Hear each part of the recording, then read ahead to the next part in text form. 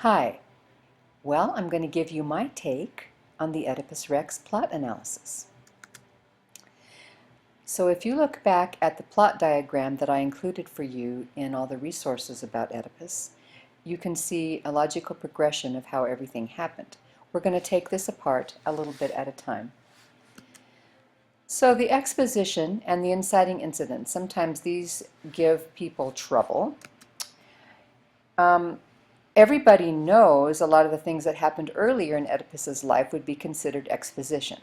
So, Laos and Jocasta learning of the oracle's prophecy, the shepherd leaving Oedipus, Polybus and Merope taking him in, making him their son, Oedipus describing his youth, telling of the oracle's prophecy, deciding to leave Corinth so he wouldn't kill his father and marry his mother, right?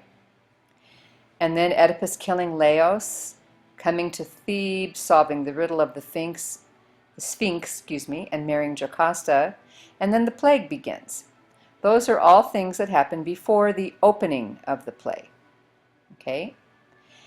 So they are all considered exposition. However, I would also consider the next two events that are listed on this plot diagram as being exposition as well. The chorus telling of the plague, and Creon telling of the oracle. Now here's why. Let's go back to that statement of dramatic action that I also provided for you. Oedipus struggles against fate and his pride to achieve finding the murderer of Laus and bringing it into the plague in Thebes. What is Oedipus struggling against? Fate and pride. And what is his end goal? To find the murderer and to bring it into the plague.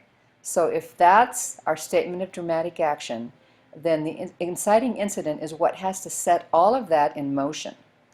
So I think the inciting incident would be Oedipus vowing to solve the murder and punishing the murderer.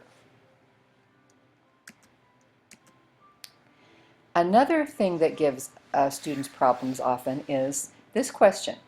Does the inciting incident happen early or late in the story? Ta-da-ta-da! It's late. It's always late in Greek tragedy. The thing is, you have to differentiate between the story and the play's plot. The overall story is everything from the beginning of Oedipus's life to the end of his life. That's the story from which the plot of the play is taken. The plot of the play is just a very small section of his story. And the reason why is because of that unity of time that tragedy always had to follow. In the unity of time, the play takes place in real time. That's why we have the messengers coming in and telling us the story from the past. That's why when Jocasta hangs herself and Oedipus blinds himself, we don't take time to see that, but somebody comes in and tells us it's happened. So, that's another way you can tell that the inciting incident happens late in the overall story of Oedipus. Okay, next we want to look at the rising action and how that leads to the climax. So, all of these things are rising action. Tiresias accusing Oedipus, Oedipus accusing Tiresias, Oedipus questions about his parents. Then we have some more things that happen between Jocasta, Creon, and Oedipus. Then the messenger comes in and they find out that Polybus and Merope are dead. And then we find out that Jocasta knows what's going on. The shepherd tells of letting Oedipus live.